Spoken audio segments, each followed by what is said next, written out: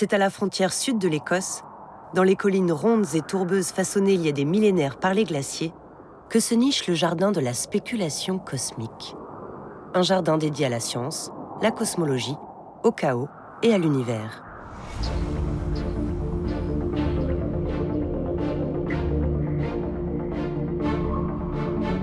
L'histoire de ce jardin commence en 1988, lorsque l'architecte Charles Jenks et son épouse Maggie Keswick tombent amoureux du domaine de Portrack, une demeure du XVIIIe siècle entourée de bois et de prairies.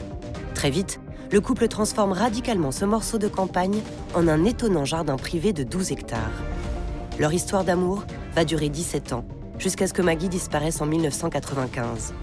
Maggie ne cessera cependant d'inspirer Charles Jenks, et notamment lorsqu'il imagine le jardin de la spéculation cosmique. Ce jardin, c'est l'œuvre d'une vie. Avec l'appui de mathématiciens et d'astrophysiciens, Charles Jenks sculpte la nature pour célébrer le cosmos. Un ovni dans l'art des jardins que nous découvrons aujourd'hui en compagnie de notre Green Team. Charles Jenks lui-même et sa fille Lily, le jardinier en chef Alistair Clark, l'historienne des jardins Marion Mako et l'astronaute, le docteur Jeffrey Hoffman.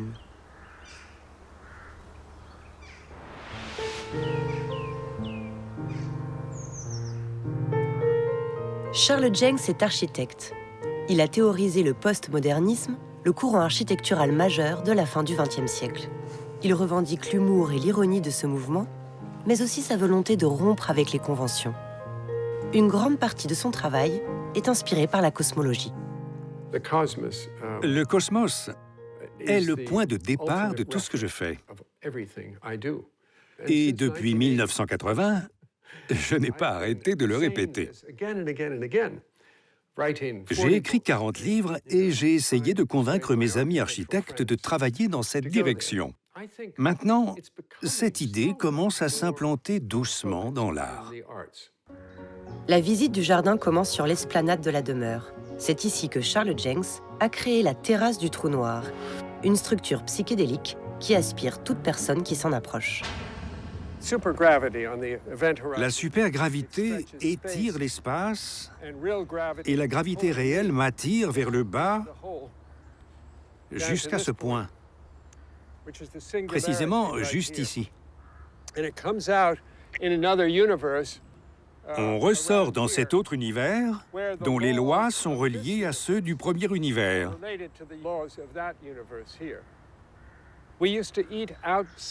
Nous avions l'habitude de manger dehors en Écosse pendant les mois d'été. Mais la table s'enfonçait dans le sol tellement il est humide, presque marécageux. C'est pour ça que nous avons fait cette terrasse sur laquelle nous mangeons.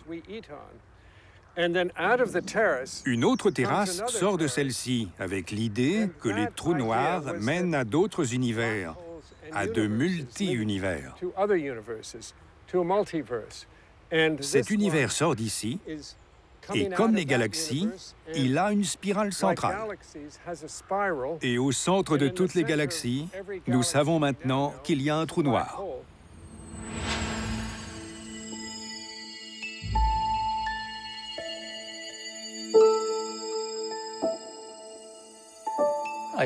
J'ai passé 56 ans au jardin de Portrack.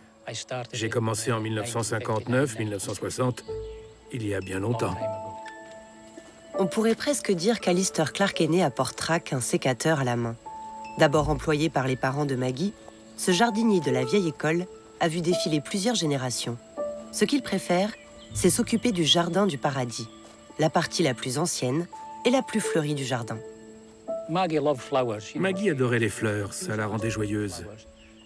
Elle aimait les couleurs vives. Et croyez-le ou non, sa fleur favorite était une mauvaise herbe, qu'on appelle le persil à vache. Ça pousse sur les bas-côtés, une boule de fleurs blanches. Elle la trouvait jolie et ne voulait pas que je les coupe.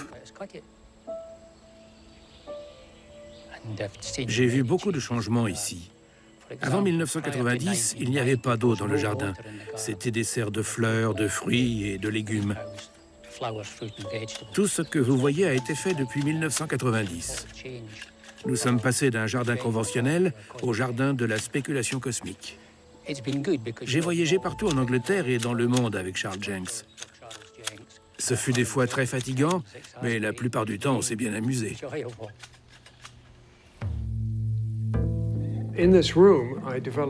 C'est ici que j'ai développé l'art des landforms.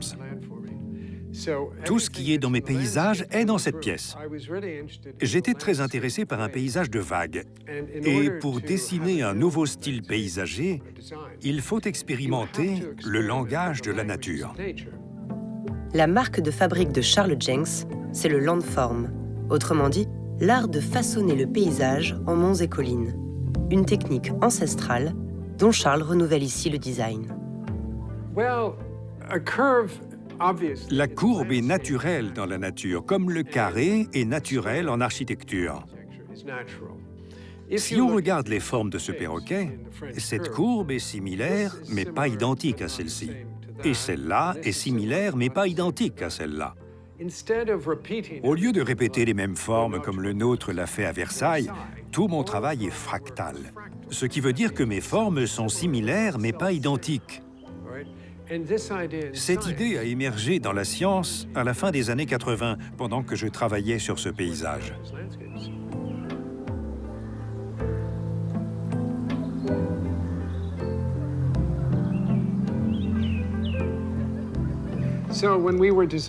Maggie et moi avons travaillé ensemble à la conception de ce landform. Elle voulait retirer le sable et le gravier. Elle voulait aplanir cet espace, mais j'ai dit non. Nous devrions en faire une butte. J'ai alors dessiné ce chemin qui s'arrondit très légèrement, une courbe légère avec une forme fractale. Mais la grande idée est aussi chinoise. Elle dit que le yin est un élément féminin plat, réfléchissant et calme, alors que le yang est une forme verticale, forte et sculpturale.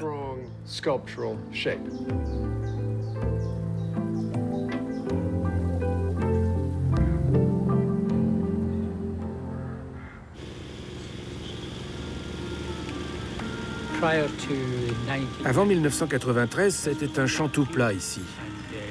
Nous avons amené des bulldozers et poussé toute cette terre pour construire les contours des formes du serpent et de l'escargot.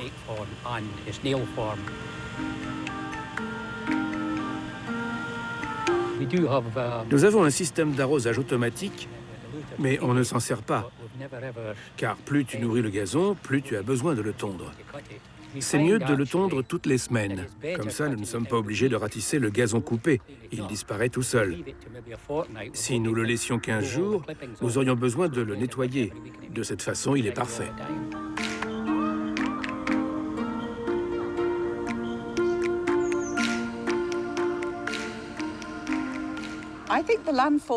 Je pense que le landform a une longue histoire en Angleterre. On peut trouver des références dans d'autres endroits du monde, comme dans les jardins chinois ou dans les lignes Nazca du désert du Pérou. Mais le landform est beaucoup plus traditionnel en Angleterre que dans la plupart des jardins européens. On retrouve le landform au XVIIe et au XVIIIe siècle, et l'une de ses grandes figures fut Charles Bridgman.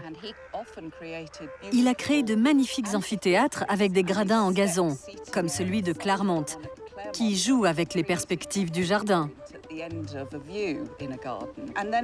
Il y a aussi bien sûr le célèbre Lancelot Capability Brown, qui a sculpté des jardins, mais d'une manière plus subtile, avec de douces ondulations et des petites ouvertures sur des bosquets.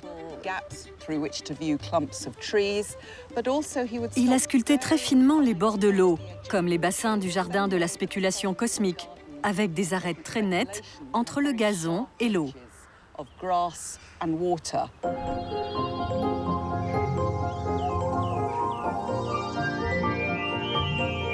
De l'autre côté du pont de la Comète se révèle toute la beauté de la campagne britannique.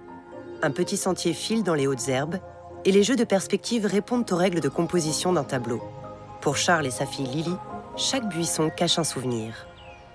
Tu ne te souviens peut-être pas, mais il y avait une barrière ici. Je me souviens de la barrière. Tu t'en souviens? Et les vaches aussi qui venaient nous regarder. J'adore ce champ, car il ondule de manière parfaite. À l'origine, il y avait un immense glacier ici. Oui. Et il apportait tous ces débris qu'il laissait en fondant. Oui. pour former des moraines, qu'on appelle aussi drumlins. Maggie et moi avons eu l'idée de miniaturiser ces différentes collines. Ça restitue bien la perspective du paysage, les visions de loin et de près. Oui. Lily Jenks a grandi dans ce jardin dont elle connaît les moindres recoins. Si le jardin a bercé son enfance, il lui a également donné une vocation. Suivant l'exemple de ses parents, Lily est à son tour devenue architecte paysagiste. C'est ici, à la place de l'ancienne entrée du château, qu'elle a dessiné le jardin du temps.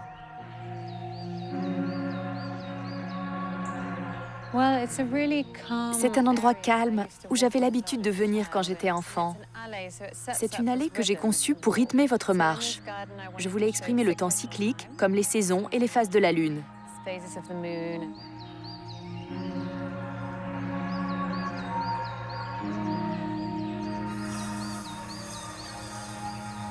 Cette partie du jardin où nous sommes est la pointe de la flèche du temps, comme les choses qui ne reviennent pas en arrière.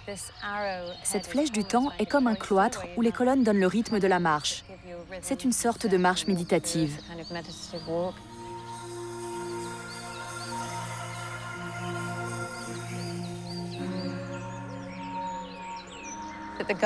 Ce jardin a la capacité de nous faire réaliser notre place dans le monde. C'est un lieu de contemplation pour nous interroger sur notre place dans la nature. C'est le potentiel de ce jardin.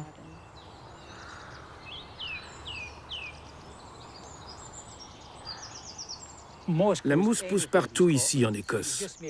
Elle aime l'humidité et les terres fertiles. C'est une grande famille, avec des milliers de variétés différentes. Celle-ci ne devrait pas être là, mais elle ne nous dérange pas. C'est un endroit ombragé sous les arbres. Si nous décidions de planter quelque chose ici, il faudrait l'enlever. Mais pour l'instant, c'est plutôt une belle moquette et elle ne nous dérange pas. Il faut profiter de la nature. Le parc abrite de nombreuses références scientifiques un peu partout.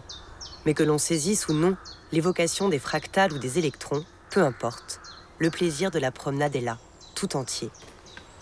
La visite du jardin se poursuit derrière cette porte secrète, où Charles Jenks a concentré toute l'histoire de l'univers.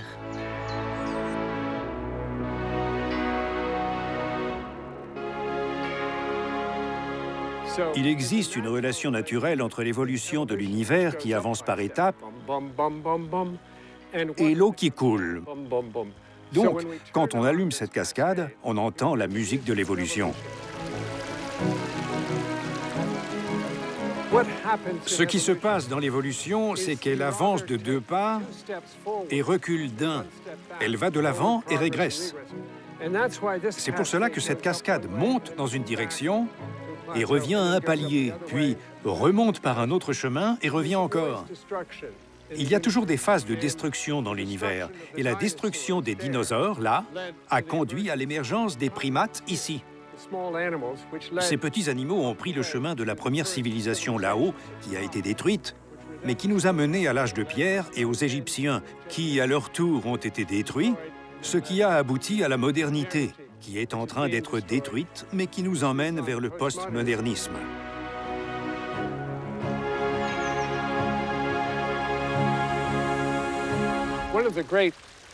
L'un des plaisirs de ce projet est de travailler avec des scientifiques. Et pendant que nous travaillons, de nouvelles découvertes ont lieu. C'est passionnant de pouvoir représenter l'univers dans une sculpture, une œuvre d'art, ou ici, dans ce jardin. C'était impossible il y a 50 ans, comme leurs odeurs. J'ai alors eu l'idée de jouer sur les couleurs des plantes. Vous pouvez voir dans ce dessin, les azalées passent d'un vert à un bleu pâle, à un violet, puis au rouge et au jaune.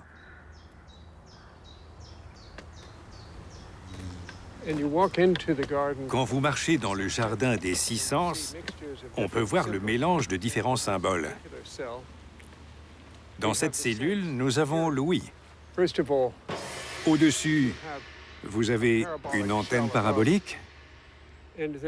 Et en dessous,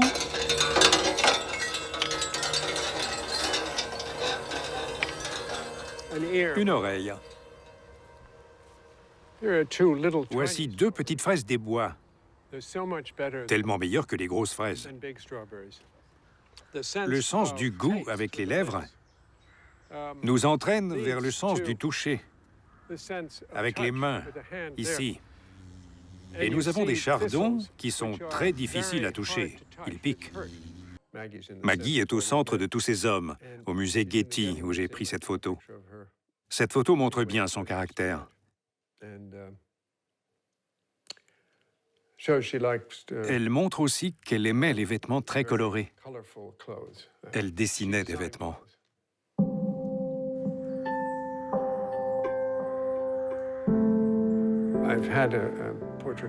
J'ai fait ajouter une sculpture de Maggie après sa mort dans la partie la plus calme du jardin. C'est un endroit paisible où on peut trouver toutes les plantes que son père a plantées. Je voulais qu'elle soit ici, car c'est la mort, bien sûr, mais c'est aussi l'idée que la nature reprend toujours le dessus. C'est sa force.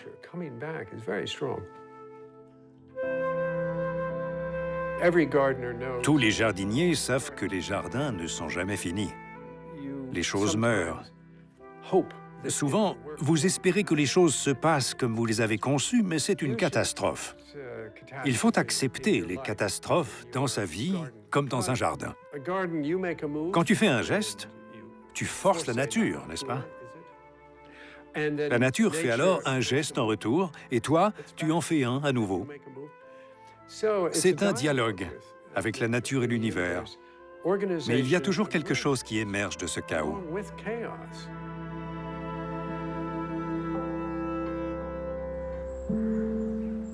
Tout au fond du jardin, on découvre une plante démesurée, la Gunera, surnommée rhubarbe géante. Cette espèce pousse à l'état naturel bien loin de l'Écosse, dans les marécages montagneux du Brésil. J'adore cette plante. C'est un Gunera. C'est probablement à cause de sa taille et de sa texture. On dirait presque une peau d'éléphant. Quand l'eau coule dessus, elle perle et elle tombe, puis elle est retenue au centre. Je l'ai vue grandir. Elle était toute petite quand j'étais jeune. Maintenant, j'ai une fille et elle peut se cacher dessous. Elle peut presque s'asseoir sur une de ses feuilles. Elle est si forte et si solide.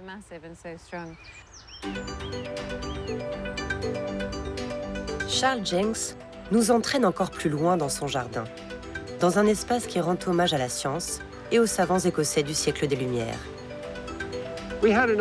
Nous avions une ancienne voie de chemin de fer qui passait juste au-dessus de la rivière.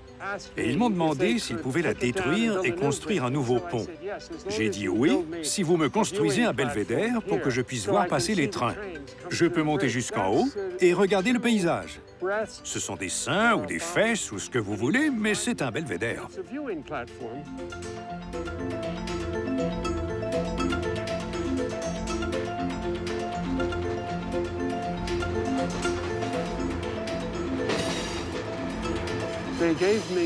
Ils m'ont donné ce jardin derrière les fesses, le jardin du modernisme qui représente un train avec 17 wagons.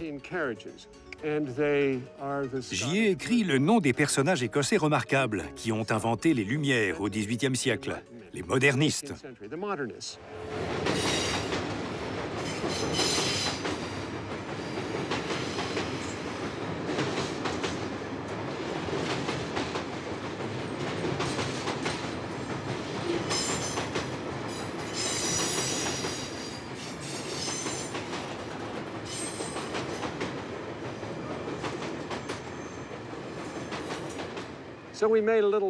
Nous avons dessiné une carte de l'Écosse. Et par bonheur, le train se dirige vers le nord. Car les Écossais venaient toujours du sud, de l'Espagne ou de l'Irlande. Et ils marchaient toujours vers le nord, à l'époque romaine, et même avant cela. Va au nord, c'est ce que disent les Écossais. Va au nord, va au nord.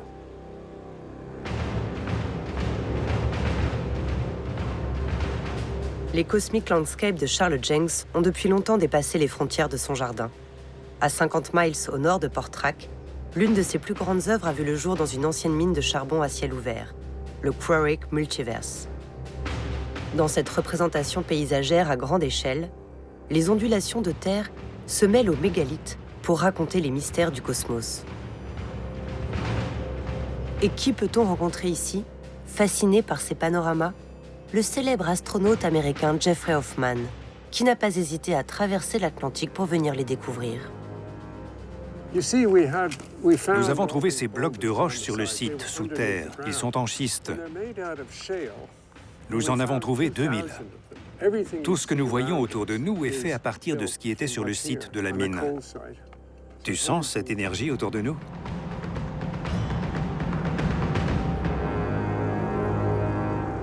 Jeffrey Hoffman a fait 5 voyages en navette spatiale. Il a enregistré plus de 1200 heures de vol et 34 millions de kilomètres dans l'espace.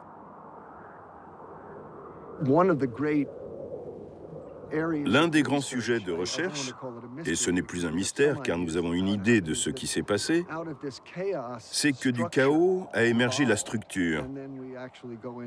Aujourd'hui, nous allons vers des idées plus théoriques sur le multi-univers et la possibilité que d'autres univers parallèles existent avec le nôtre. Tout cela est un sujet très intéressant aujourd'hui en cosmologie. Je rêvais depuis longtemps de venir ici, au jardin de la spéculation cosmique. Je ne suis pas déçu, c'est une merveilleuse création.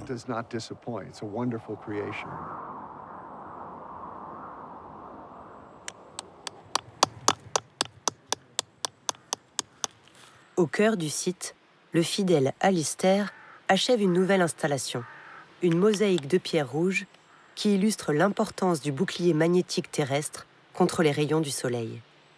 Nous avons beaucoup de chance d'avoir ce bouclier ici.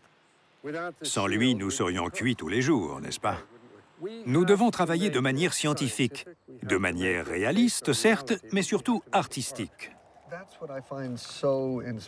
Ce que j'aime ici, et dans le jardin de la spéculation cosmique, c'est que tu t'inspires d'observations scientifiques et que tu les transformes en œuvres artistiques pour nous permettre de nous promener dans ces incroyables structures.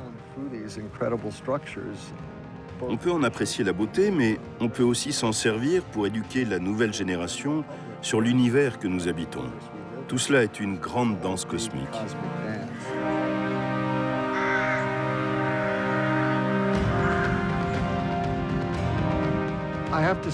Je dois dire que je ne suis pas jardinier, c'est ma femme qui s'occupe du jardin. Elle est très douée.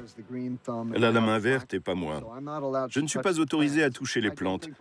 Je ne crois pas que nous allons avoir un jardin de spéculation cosmique à Boston, mais ceci m'a en fait donné à réfléchir. Peut-être que nous allons faire quelque chose de différent l'an prochain.